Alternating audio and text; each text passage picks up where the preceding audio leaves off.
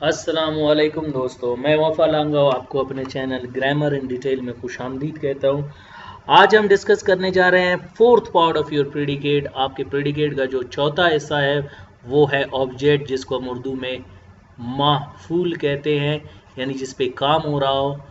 देखिए डेफिनेशन इसका क्या है। इन ऑब्जेक्ट समथिंग इज डन। सबसे जो आसान डेफिनेशन है वो ये है, ऑब्जेक्ट में कोई काम, ऑब्जेक्ट पर कोई काम होता है। या इसको मजीद वाजे करने के लिए हम क्या कहते हैं, एन इफेक्टेड पर्सन, कोई मुतासरा शख्स, प्लेस जगह, और अ थिंग या कोई चीज़, यानी कोई मुतासरा शख्स, जगह या चीज़।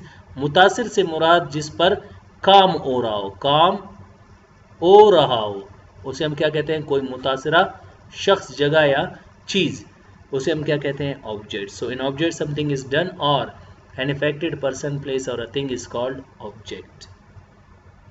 याद रखें, जब मैं आपको सब्जेक्ट पढ़ा रहा था तो मैंने कहा अगर वो subject doer of an action है तो आपका आखिरी वर्ड ऑब्जेक्ट होगा। जाहिर सी बात है, जो काम करता है तो ऑब्जेक्ट पे होता है। किसी शख्स ने काम किया तो वो ऑब्जेक्ट पे हुआ। तो ये काम करने वाला शख्स किसी ऑब्जेक्ट पे काम करता है। काम अच्छा हो या बुरा हो, नेकी का हो या बदी का हो, वो हमेशा ऑब्जेक्ट को मुतासिर करता है, इफेक्ट करता है, वो शख्स हो, जगह हो या चीज़ हो। एग्जाम्पल्स की तरफ आते हैं। यू बीट जॉन, आप जॉन को मारते हैं। यहाँ पे जॉन एक मुतासरा शख्स है, इफेक्ट हुआ। अगर मैं कहूँ यू रिस्पेक्ट जॉन, आप जॉन की इज्जत करते हैं, यहाँ पे भी ये मुतासिर हुआ। मुतासिर से मुराद सब्जेक्ट काम करता है और ऑब्जेक्ट पे काम होता है।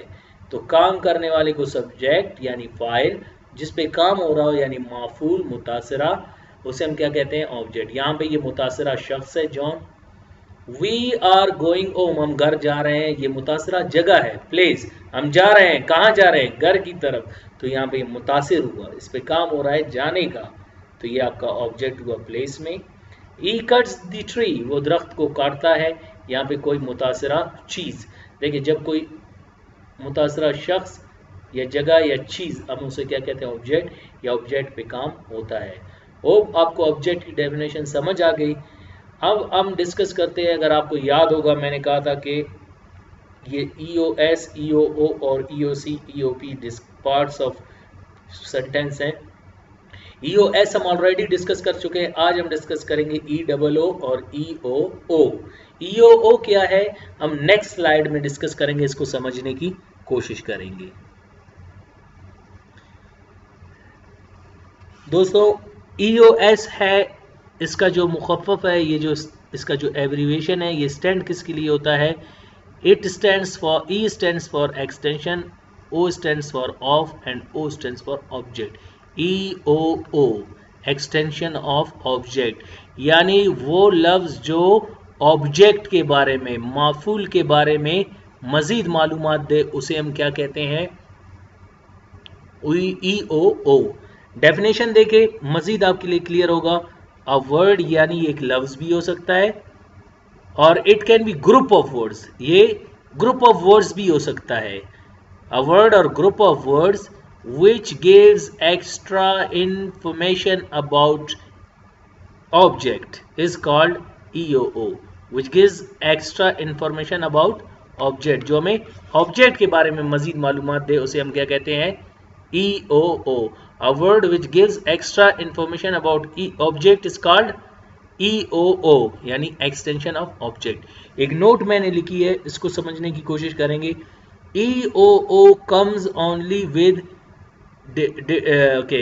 Die transitive verbs. याद रखना, इनको हम कहाँ यूज करते हैं, डाई ट्रांजिटिव वर्ब्स। मैंने कहा भी था कि वर्ब्स के 19 काइंड्स हैं, उनमें से एक को हम कहते हैं डाई ट्रांजिटिव वर्ब्स।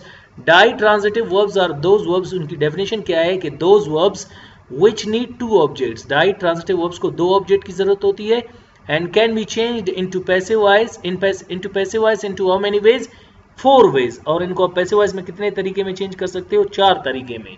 उनको हम क्या कहते हैं, डाई ट्रांजिटिव वर्ब्स। यहाँ पे हम 4 तरीका हम नहीं सीखेंगे, यहाँ पे हम सिर्फ समझने की कोशिश करेंगे कि EOO होता क्या है। देखें, ditransitive verbs need two objects, ये हम डेफिनेशन में पढ़ चुके हैं। इसको दो किस्म की तो ऑब्जेक्ट की जरूरत होती है, लेकिन वो किस्म कौन से हैं उनको समझने की कोशिश करें। एक होगा डायरेक्ट ऑब्जेक्ट और एक होगा इनडायरेक्ट ऑब्जेक्ट। डायरेक्ट ऑब्जेक्ट के मानी है नॉन लिविंग थिंग्स, यानी गैर जानदार, गैर जानदार, जिनकी कोई जान नहीं हो। Indirect object it means all livings, living means जानदार। और बहुत से मैंने स्टूडेंट्स को देखा, वो कहते हैं जानदार living things, non living things. Living things हो गया तो थिंग्स तो हमने लिविंग कभी तक नहीं देखे, आज तक हमने नहीं देखा कि कोई चेयर खुद जा रहा हो। तो याद रखना, यहाँ पे लिविंग थिंग्स नहीं कहोगे, सिर्फ लिविंग्स कहोगे। लिविंग थिंग्स कह दिया तो फिर थिंग्स कैसे चल सकता है, ये सोचने की बात है। तो नॉन लिविंग्स कहोगे या लिविंग्स कहोगे। नॉन लिविंग थिंग्स समझ आ जाती है, लेकिन अगर आप कहते हो लिविंग थिंग्स, फिर ये समझ नहीं आती। थिंग आपने यूज नहीं करना लिविंग के साथ। ओके, ये हुआ डायरेक्ट और indirect object. Following are the ditransitive verbs. Ditransitive verbs तो हैं काफ़ी, लेकिन यहाँ पे समझाने के लिए मैंने कुछ ब्रैकेट में लिखे हैं, जैसे teach, give, send, sell, buy, bring, gift, ask, say, tell, etc. ये तमाम आपके कौन से वर्ब्स है, डाई ट्रांजिटिव। और ये वो वर्ब्स है जिनको कितने ऑब्जेक्ट्स की जरूरत होती है, दो, यानी एक इनडायरेक्ट ऑब्जेक्ट की, एक डायरेक्ट ऑब्जेक्ट की, और ये चार तरीके में पैसिव वॉइस में चेंज हो सकते हैं। ओके, यहाँ पे हम एग्जांपल्स की तरफ जाते हैं। जैसे मैं कहता हूँ ही टॉट मी, उसने मुझे पढ़ाया। आपका ऑब्जेक्ट क्या है, मुतासिर कौन है, यहाँ पे मी है। क्वेश्चन यहाँ पे हालांकि जुमला मुकम्मल और वाज़ेह मानी दे रहा है, ही टॉट मी, उसने मुझे पढ़ाया, लेकिन फिर भी ज़हन में क्या आता है कि उसने मुझे क्या पढ़ाया। अगर मैं कहूँ ही टॉट इंग्लिश, ही टॉट इंग्लिश, उसने इंग्लिश पढ़ाया, फिर भी क्वेश्चन ज़हन में आता है कि उसने किसको पढ़ाया।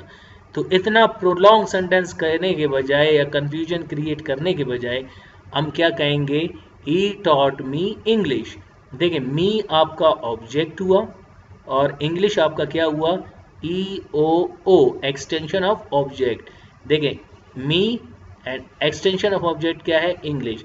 यानी इंग्लिश ऑब्जेक्ट के बारे में मजीद इजाफा दे रहा है या मालूमात दे रहा है कि सिर्फ मैं मुतासिर नहीं हूँ, मुझे पढ़ाया नहीं जा रहा, बल्कि इंग्लिश को पढ़ाया जा रहा है, मुझे भी पढ़ाया जा रहा है। क्या पढ़ाया जा रहा है, इंग्लिश।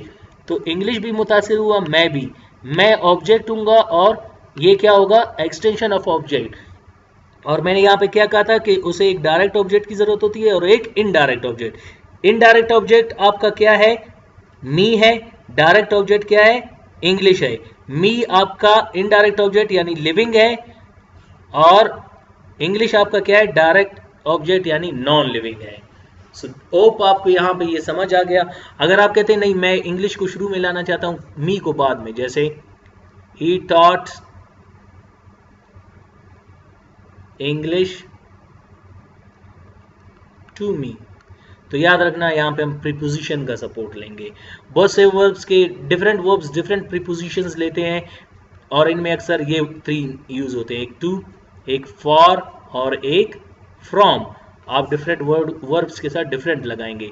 अगर फॉर आएगा, जैसे I asked a question from me and I bought a gift for me, तो यहाँ पे देखें फॉर भी यूज हो रहा है, फ्रॉम भी यूज हो रहा है और टू भी यूज हो रहा है, लेकिन अक्सर टू मैंने यूज करते हुए देखा है। तो देखें, ई टॉट इंग्लिश टू मी, जब आप कहते हो नहीं मैं इंग्लिश को शुरू में लाना चाहता हूँ और मी को बाद में, अक्सर हम इनडायरेक्ट ऑब्जेक्ट्स को ज़्यादा तरजीह देते हैं, यानी जानदार को ज़्यादा देते हैं। आप कहते हैं नहीं मुझसे भी ज़्यादा इंग्लिश अजीज़ है, तो फिर उसको शुरू में लाएंगे, तो फिर वहाँ पे आपने प्रीपोजिशन यूज़ करना होगा। जैसे ई टॉट इंग्लिश, मी नहीं होगा, ई टॉट इंग्लिश टू मी। और तर्जुमा जो है उसमें फ़र्क आएगा, उसने मुझे पढ़ाया, उसने इंग्लिश पढ़ाया, उसने मुझे इंग्लिश पढ़ाया, उसने इंग्लिश मुझे पढ़ाया। बस ये ट्रांसलेशन में फ़र्क है और इसमें कोई भी चेंज नहीं, ये सिर्फ आपको समझाएगा। इनकी डिटेल को हम डाई ट्रांजिटिव वर्ब्स में पढ़ेंगे या पैसिव वॉइस में पढ़ेंगे कि इनको आप और पैसिव वॉइस में चेंज कैसे कर सकेंगे। उम्मीद है आपको ये लेक्चर समझ आ गया। मिलते हैं नेक्स्ट वीडियो में, अल्लाह निगहबान।